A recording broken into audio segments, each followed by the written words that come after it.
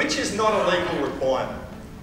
A, that you can't criticise your organisation that you brought in public. B, you must not compete with your organisation. C, you can't derive a benefit from information or opportunities that come up because you're on the board. So you hear a piece of information. Or D, you can't pursue your own interests when they conflict with your organisation. Which is the best answer there?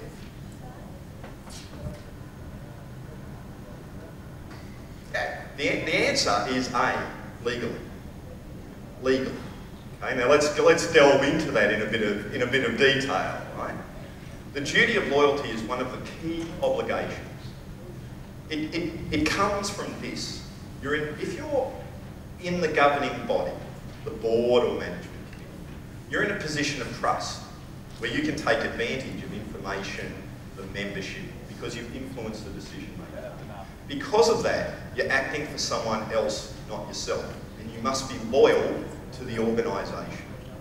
All of B, C and D are about exploiting your position. You either exploit information or an opportunity that you get by virtue of being a member, you exploit your own interests, or you compete and take advantage of being on the position. A, there's no exploitation. What you're actually doing though is there is a small asterisk. Potentially, it could be seen as a misuse of information, because if you're criticising about something in the company, yes, that might be misuse of information. Now, what in actual fact do most boards do? Do they criticise in public? No. Why not? Yeah, well, there's an issue about an expectation or a norm in certain organisations. However, let me pose it a different way. What happens if your organisation was doing, say, something unethical or illegal? Would you complain in public? Exactly, exactly. So there's this issue about understanding. When we're talking about legal obligations, there then comes a secondary issue about how do we go about addressing issues when we have problems. But what we do know is there isn't a legal obligation not to criticise in public for just those circumstances when people might be doing things illegal and or immoral, where you've tried all you can and you need to criticise. That's why the legal duty is what it is. What most boards do though is that they will have this expectation that no, the board makes a decision, and if the board makes a decision, argue all you want in the boardroom, and you should be arguing and disagreeing in the boardroom. If you vehemently disagree, what might you do? You could resign if you're so far out of kilter with where the board's going. Okay, so you may choose to actually resign. And you can do other things like have your dissent to show how much you don't agree.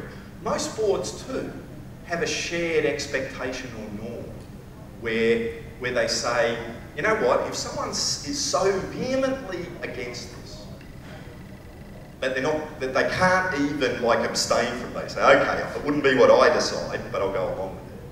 What would a lot of boards actually do? Do you think? Sorry? They might try and defer the decision to get more information to resolve the person's difficulty.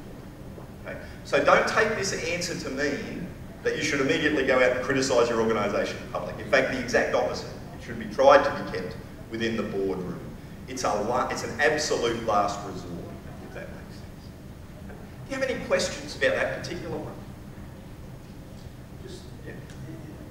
Is it implied that B, C, and D are legal requirements? Yes. Yes. Now, we're going to come to the difference that you actually can't, well, let me not preempt what we're going to question about, and we'll learn some of the nuance about some of these. You mentioned that you might be an exploitation of information. Yes. Pretty cool, but when would that be a legal issue? Because if it's something that's happened within the board. Yep. When would you actually speak about it? Well, there are clear times when you can speak. So under certain, it depends on the kind of company, but for instance, under the Corporations Act, you may actually be required to report when certain things occur if they're illegal. So again, I think there's a dimension to this which is a legal problem. But there's also a dimension to this, which is an ethical problem. And a story that might help with this comes from, I was sharing a cab with one of the directors of the NRMA after they listened. Do you remember the NRMA? For people who don't know, they became front page news, fractious board that was constantly arguing. And that particular director is sitting there, you know what, we've got factions on the board, it's a 4-3 split, and I'm on the 3. So we're being voted down all the time. He said, part of me just wants to resign, right? I mean, I'm being voted out, I'm exposing myself, I shouldn't do it. He said, but you know what? People elected me to do the right thing and to look after the country. If I leave, what's going to happen? Well, the other 4 are going to appoint another one, and it's now going to be 5-2, not 4-3. So a lot of times the answer, and his answer, do I stay or do I go, has this ethical dimension.